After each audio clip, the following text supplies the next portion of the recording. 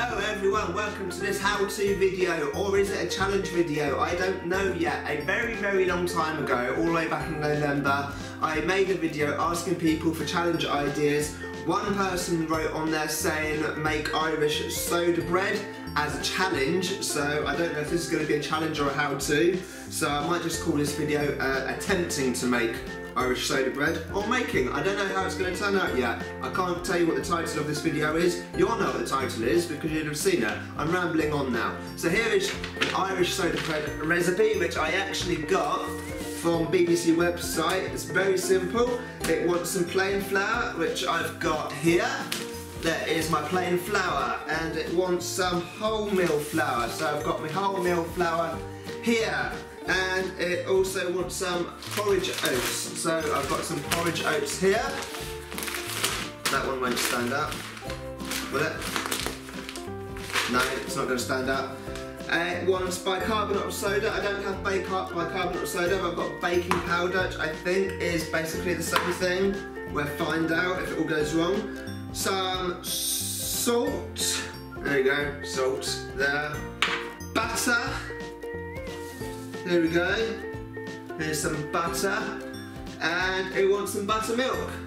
Now half the challenge was actually just trying to find the buttermilk because I could only get the buttermilk in large Tesco's where I live.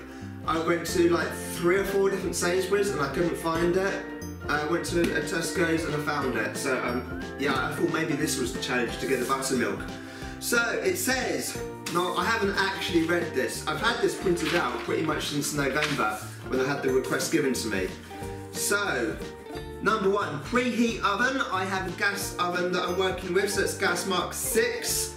Or if you're using electric, that is 200 degrees C, or 180 if you've got a fan. So, better turn on the oven. Okay, that's warming up. Right, and dust a baking sheet with flour. I need a baking sheet, okay? I'm guessing when it says baking sheet it means baking paper. I think that's the same thing.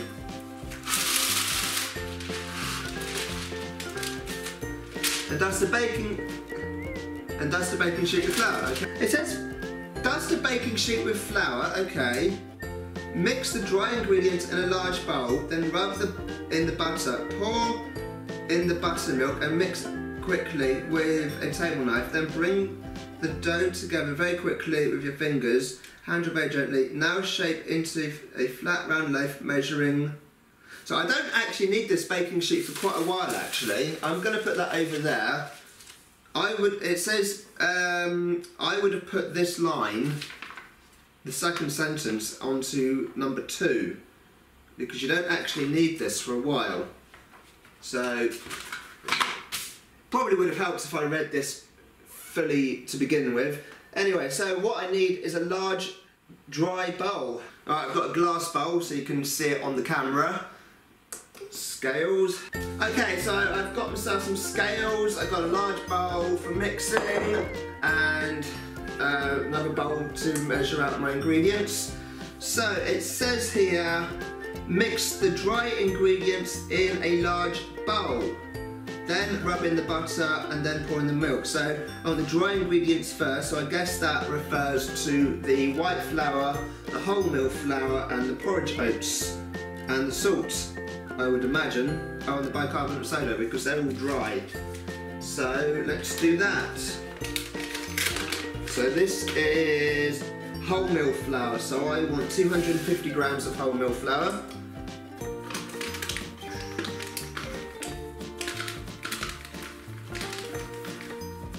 How much? 250, okay.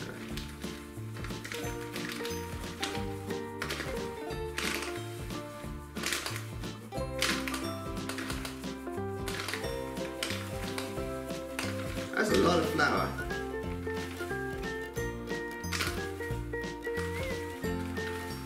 Ooh, I've gone over.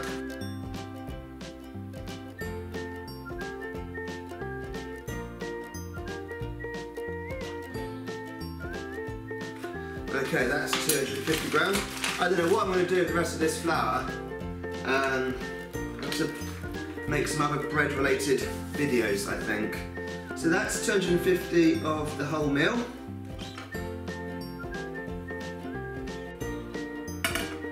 So now I need 250 of plain white. I could always do another challenge video where I cover Arran flour, but I said I wouldn't do any more wasteful videos. I've done them. They were fun while I did them, but I think that's enough now. So I think, oh hello, this doesn't reset to 0.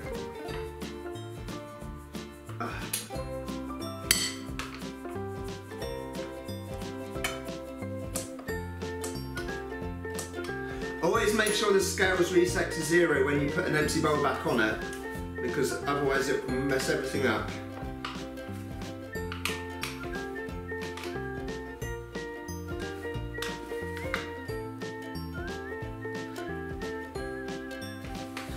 Now I know some people are thinking, oh my god, you're not sieving the flour. To be honest, you don't need to sieve the flour.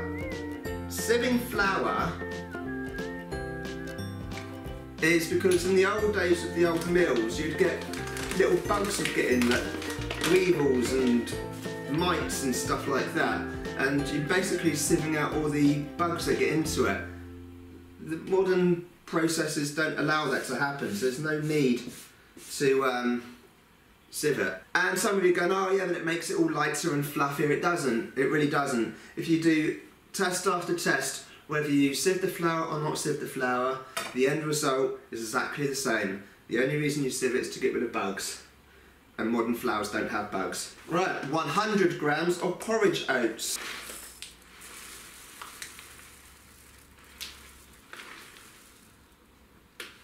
I want it to be exactly right, because the person who sent it to me sent it as a challenge. I'm doing this to the letter of the recipe.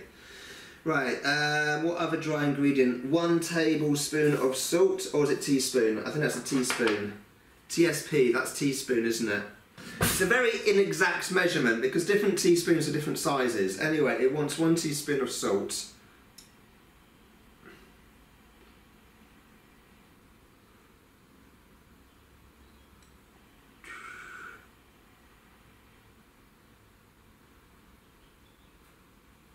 There you go, that would do.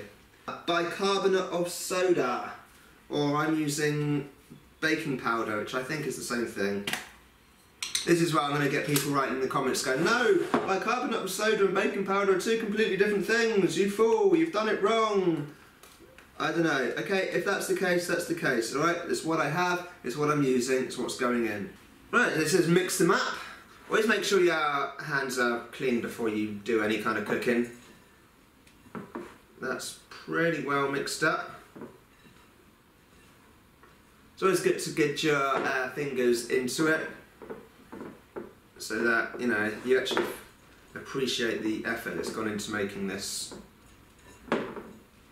I think that is about as mixed as I can get it with my fingers. Alright. Mix dry ingredients together, then rub in the butter. So how much do I want? 25 grams of butter.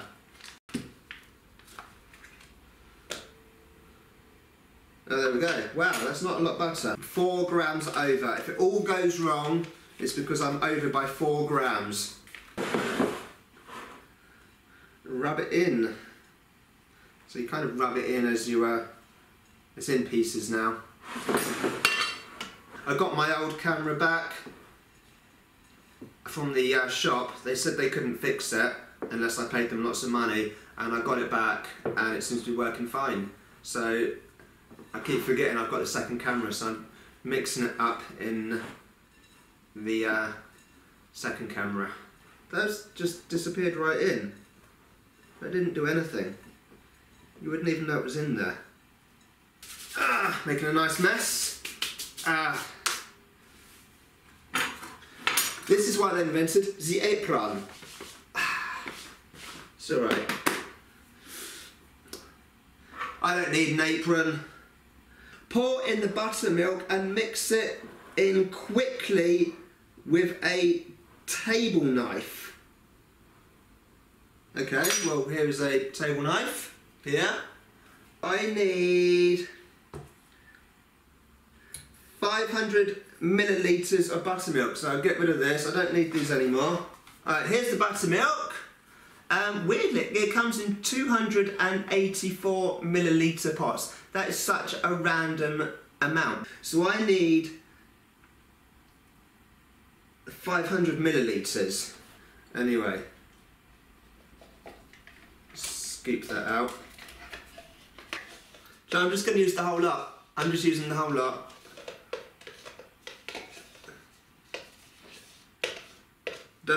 It kind of reaches 500 millilitres.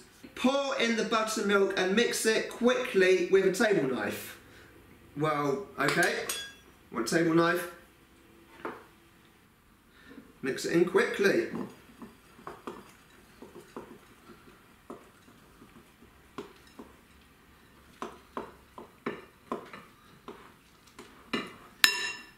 Change hands.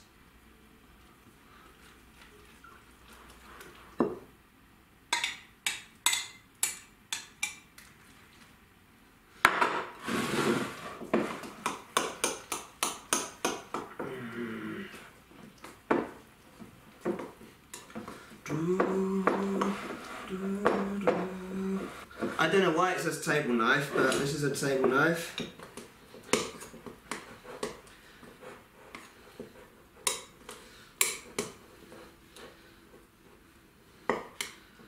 Okay, it's getting quite difficult to mix now. Then bring the dough together very lightly with your fingertips, handling it very, very gently. It says very gently. Well, I've just been handling it quickly with a table knife, and then suddenly I have to handle it very, very gently. Is this why this was sent to me as a challenge, rather than a how-to? Because you have to go from very, very quickly to very, very gently. I don't think it's consistent all the way through, because some areas feel very rough and dry, and other areas feel quite sticky. So anyway, I need to put that onto my paper. So here's my paper.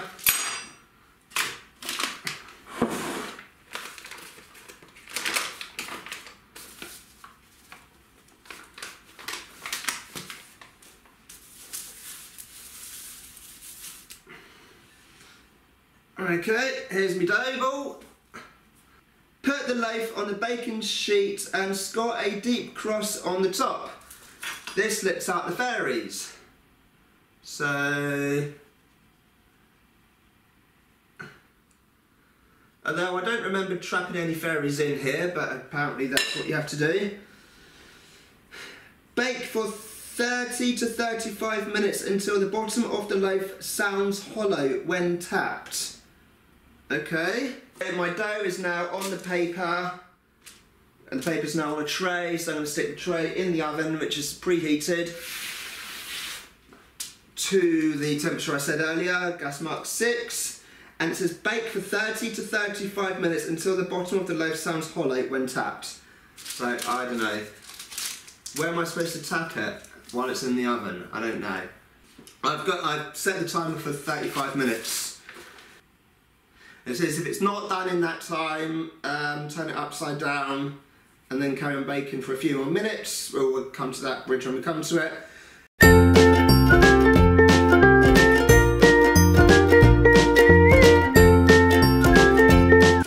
The time has passed. It should be ready. It smells a bit like porridge. I suppose it would with all those oats. I don't know, how hot is this?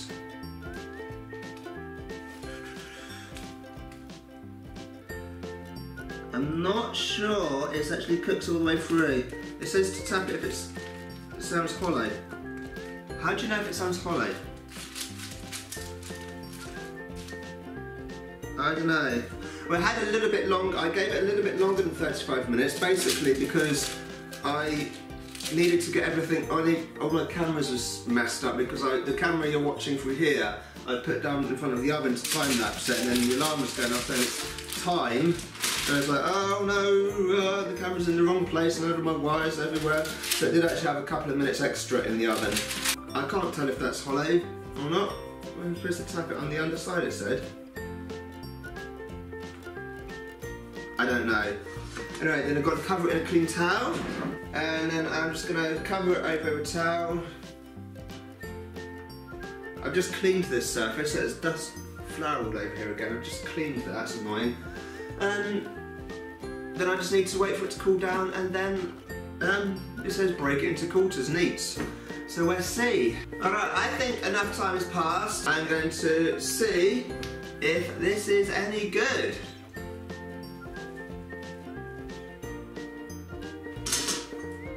Alright, it's a bit goopy.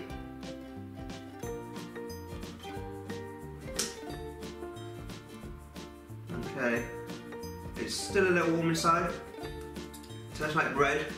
Maybe it could have done with a little bit extra in the oven, maybe 5-6 minutes longer in the oven.